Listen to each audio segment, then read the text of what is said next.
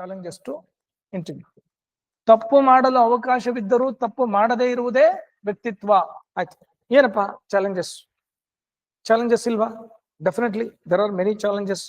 If you want to be in, okay, if you want to work with integrity, if you want to serve with integrity, means you have to face some challenges here.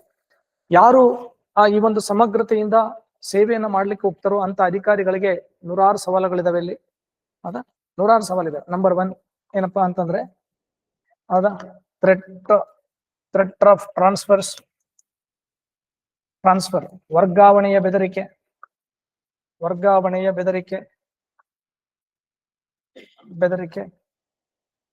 Okay. Political intervention,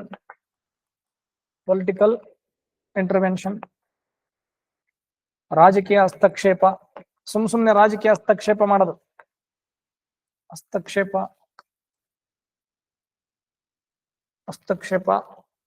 threat for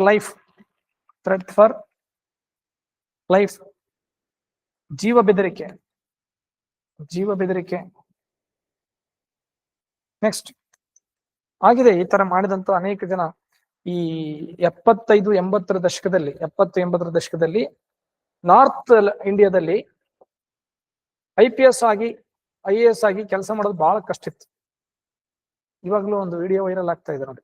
ಈ Bihar election ನಡೀತಾ ಇದೆಯಲ್ಲ, ಅಲ್ಲಿ ತೇಜಸ್ವಿ ಯಾದವ್ ಏನಾದ್ರು ಮುಖ್ಯಮಂತ್ರಿ ಆದ್ನಂದ್ರೆ ಅಧಿಕಾರಿಗಳ ಪರಿಸ್ಥಿತಿ ಏನಾಗ್ತದೆ ಅಂತೇಳಿ ಒಂದು ವಿಡಿಯೋ ಮಾಡಿದಾರೆ, ನೆಗೆಟಿವ್.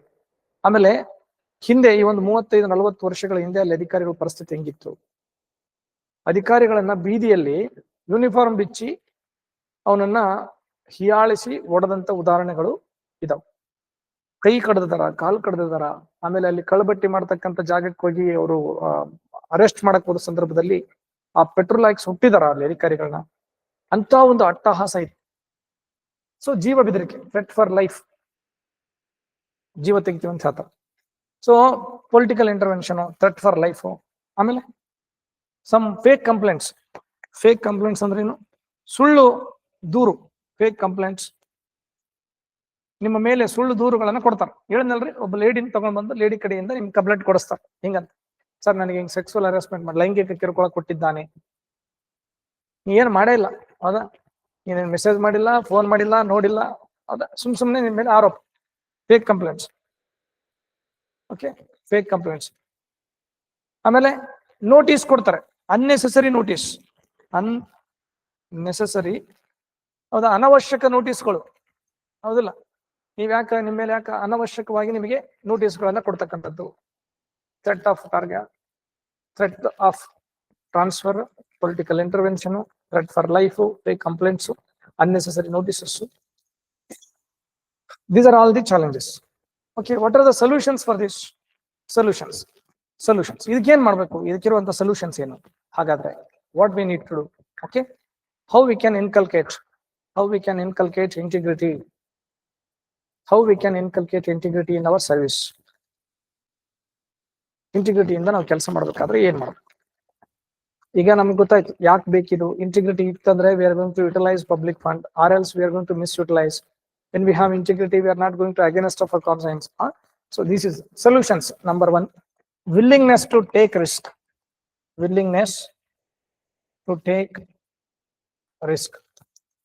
ಸವಾಲನ್ನು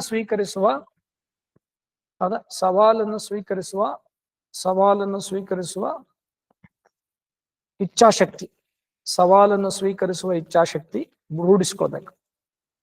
ರಿಸ್ಕ್ ಎಲ್ಲ ಕಡೆ ಇದ್ದಿದ್ದೆ. ನೀವು ಭ್ರಷ್ಟಾಚಾರ ಮಾಡಿದ್ರೆ ಏನ್ ರಿಸ್ಕ್ ಅಲ್ವಾ?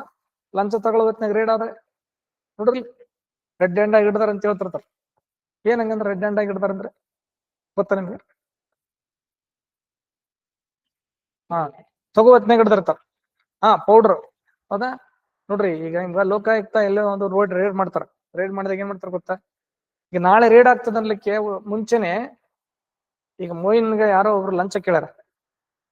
ಲಂಚ ಕೇಳದಂತ ಅಧಿಕಾರಿ ಬಗ್ಗೆ ಮೊಯಿನ್ ಏನ್ ಮಾಡಿರ್ತಾನ, ಆಲ್ರೆಡಿ ಹೋಗಿ ಲೋಕಾಯುಕ್ತರಿಗೆ ಹೇಳಿರ್ತಾರ. ಅವ್ರು ಏನ್ ಮಾಡಿರ್ತಾರ, ಒಂದು ಪೌಡರ್ ಕೊಡ್ತಾರ. ಯಾವ ನೋಟ್ ಕೊಡ್ತೀಯ ಆ ನೋಟಿನ ನಂಬರ್ಗಳೆಲ್ಲ ಬರ್ಕೊಂಡಿರ್ತಾರ. ಆ ನೋಟಿನ ಮೇಲೆ ಆ ಪೌಡರ್ ಹಾಕಿರ್ತಾರ. ಅದು ಗೊತ್ತಾಗಲ್ಲ, ಕಣ್ಣಿಗೆ ಕಾಣದಲ್ಲ, ಇನ್ವಿಸಿಬಲ್. ಆ ನೋಟುಗಳನ್ನ ಒಂದು ಎನ್ವಲಪ್ ಕವರ್ನಾಗ ಇಟ್ಟು ಕೊಟ್ಟಿರ್ತಾರ. ನೀವು ತಗೊಂಡೋಗಿ ಆ ಆಫೀಸರಿಗೆ ಕೊಡ್ತಾನ. ಆ ಆಫೀಸರ್ ಏನ್ ಮಾಡ್ತಾನ, ನೀನ್ ನೋಟ್ ಹಾಕಿ ಕೊಟ್ಟಾನೋ ಏನ್ ಪೇಪರ್ ಕೊಟ್ಟಾನೋ ಅಂತೇಳಿ ತೆಗೆದು ಹಿಂಗ್ ಕೌಂಟ್ ಮಾಡುವಂತ ಸಂದರ್ಭದಲ್ಲಿ ರೇಡ್ ಆಗುತ್ತೆ. ರೇಡ್ ಆದಾಗ ಏನ್ ಮಾಡ್ತಾರೆ ಗೊತ್ತಾ? they're going to take that money in the kerchief. Okay, they pour 2-3 drop of water, and if you rub the palms, then your palms will become red. ನಿನ್ ಕೈ ತಿಕ್ಕಿದಾಗ ನಿನ್ ಕೈಗಳು ಕೆಂಪಗಾಗ್ತವೆ. ಇಲ್ಲ ನಿನ್ ಕೈಗಳನ್ನ ನೀರ್ನಾಗ ಇಟ್ಬಿಟ್ರೆ ಕೈಗಳು ಕೆಂಪಗಾಗ್ತವೆ. ಅದಕ್ಕೆ ರೆಡ್ ಹ್ಯಾಂಡ್ ಆಗಿಡದಾನ ಅಂತ ಹೇಳ್ತಾರೆ. ಅರ್ಥ ಆಯ್ತಾ? Willingness to take risk. Okay, ಅದಕ್ಕೆ ರೆಡ್ ಹ್ಯಾಂಡ್ ಆಗಿಡದಾನಂತ. ಈಗ ನೀವು ಪ್ರಶಾಂತ್ ಮಾಡಾಳ್ ಅಂತೇಳಿ ಸಿಕ್ಕಿದ್ದ ಅಲ್ಲಪ್ಪ, ಯಾರು ಜಗಳೂರವ್ರು ಇದ್ರಲ್ಲ, ಪ್ರಶಾಂತ್ ಮಾಡಾಳ ಪಕ್ಷಪ್ಪ ಮಗ ತಹಶೀಲ್ದಾರ್ ಲಂಚ ತಗೊಳ್ಳೋ ಹೊತ್ತಿನಾಗ ಸಿಕ್ಕಿದ್ದ. ಆತ ಏನ್ ಹೇಳ್ದ? ಯಾರೋ ಇಟ್ಟೋಗಿದಾರೆ ಇಲ್ಲಿ ನೋಟುಗಳು, ನನಗೆ ಗೊತ್ತಿಲ್ಲದು ಅಂತ ಹೇಳ್ದ. ರೆಡ್ ಹ್ಯಾಂಡ್ ಆಗಿ ಸಿಕ್ಕಿದ್ದಾನ. ರೆಡ್ ಹ್ಯಾಂಡ್ ಆಗಿ ದುಡ್ಡು ಎಣಿಸುವಾಗ್ಲೇ ಸಿಕ್ಕಿದ್ದಾನೆ. ಓಕೆ, ಆಫೀಸಲ್ಲಿ ಅಷ್ಟು ಕೋಟಿಗಟ್ಟಲೆ ದುಡ್ಡು ಸಿಕ್ಕಿದೆ, 4 ಕೋಟಿ 5 ಕೋಟಿ ದುಡ್ಡು ಸಿಕ್ಕಿದೆ. So willingness to take risk. First ಬಂದು ನಮಗೆ ಇಂಟಿಗ್ರಿಟಿ ಬರಬೇಕು ಅಂತಂದ್ರೆ ಏನ್ ಬೇಕು? ಹೌದಾ? ಆಕ್ಟ್.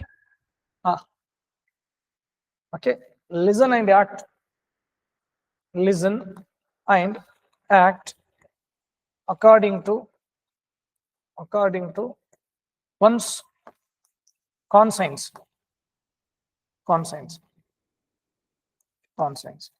ಏನಂದ್ರೆ ಆತ್ಮಸಾಕ್ಷಿಯ ನುಡಿಯನ್ನ ಆಲಿಸುವುದು, ಆತ್ಮಸಾಕ್ಷಿಯನ್ನ ಆಲಿಸುವುದು ಮತ್ತು ಅದರಂತೆ ನಡೆಯುವುದು. ಆತ್ಮಸಾಕ್ಷಿ ಯಾವತ್ತೂ ಕೂಡ ತಪ್ಪು ಮಾಡ್ರ ಅಂತ ಹೇಳಲ್ಲ.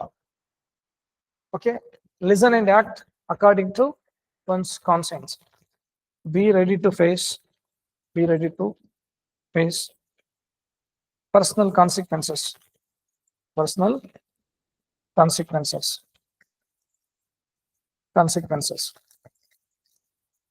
ಓಕೆ, ವೈಯಕ್ತಿಕ ಪರಿಣಾಮಗಳನ್ನು ಎದುರಿಸಲು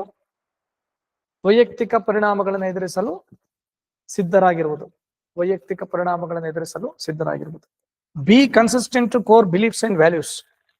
ನಮ್ಮ ಮೂಲಭೂತ ನಂಬಿಕೆ ಮತ್ತು ಮೌಲ್ಯಗಳಿಗೆ ಸ್ಥಿರವಾಗಿರುವುದು, ಅಂಟಿಕೊಂಡಿರುವುದು. ನಮ್ಮ ಮೂಲಭೂತ ನಂಬಿಕೆ ಏನಪ್ಪಾ? ಸರಿ ಯಾವುದು, ತಪ್ಪ್ಯಾವುದು, ಸ್ವರ್ಗ ನರಕ, ಪಾಪ ಪುಣ್ಯ, ಇವೆಲ್ಲ ಮೂಲಭೂತ ನಂಬಿಕೆ. ಅವ್ರನ್ನ ಬಿಟ್ಕೊಡ್ಬಾರ್ದು. Okay, be consistent to core beliefs and values. ನಿರ್ಧಾರ ತೆಗೆದುಕೊಳ್ಳುವಾಗ ವಸ್ತುನಿಷ್ಠ ಹಾಗೂ ತಾರ್ಕಿಕವಾಗಿರುವುದು. ನೋಡಿ, ವಸ್ತುನಿಷ್ಠವಾಗಿರುವುದು ಹಾಗೂ ತಾರ್ಕಿಕವಾಗಿರುವುದು. Don't be emotional. ಭಾವನಾತ್ಮಕವಾಗಿರಬಾರದು ಪೂರ್ತಿ. ಎಮೋಷನಲ್ ಅಂದ್ರೆ ಏನು? ಕ್ಯಾಸ್ಟು, ಧರ್ಮ, ಜಾತಿ, ಭಾಷೆ, ಪ್ರಾಂತ. Don't be connected to emotions. ಭಾವನೆಗಳಿಗೆ ಅಂಟಿಕೊಂಡು ನಿರ್ಧಾರಗಳನ್ನು ತಗೋಬಾರದು. ತಾರ್ಕಿಕವಾಗಿ ನಿರ್ಧಾರ ಮಾಡಬೇಕು, ವಸ್ತುನಿಷ್ಠವಾಗಿ ನಿರ್ಧಾರ ಮಾಡಬೇಕು. Okay, B objective and rational in decision making. Be consistent to core beliefs and values. And very important, hello, decisions should be taken based on laws, ಹೌದಾ, with less discretion powers. ಇಲ್ಲಿ ನೋಡಿ ಹೆಂಗಿದೆ, ಏನಿದೆಯಲ್ಲ, don't compromise with laws, don't compromise with the laws, rules and regulations. ಕಾನೂನುಗಳು, ನಿಯಮಗಳು ಹಾಗೂ ನಿಬಂಧನೆಗಳೊಂದಿಗೆ ರಾಜಿ ಮಾಡಿಕೊಳ್ಳದೆ ಇರೋದು. ಕಾನೂನುಗಳು, ನಿಯಮಗಳು ಹಾಗೂ ನಿಬಂಧನೆಗಳೊಂದಿಗೆ ರಾಜಿ ಮಾಡಿಕೊಳ್ಳದೆ ಇರೋದು. ಸೊ ಇಷ್ಟನ್ನ ನಾವು ಮಾಡಿದ್ದೇ ಆದ್ರೆ ಖಂಡಿತವಾಗ್ಲೂ we can serve with integrity. These are the basic points we need to. ಕಾನೂನುಗಳು, ನಿಯಮಗಳು ಹಾಗೂ ನಿಬಂಧನೆಗಳೊಂದಿಗೆ ರಾಜಿ ಮಾಡಿಕೊಳ್ಳದೆ ಇರೋದು.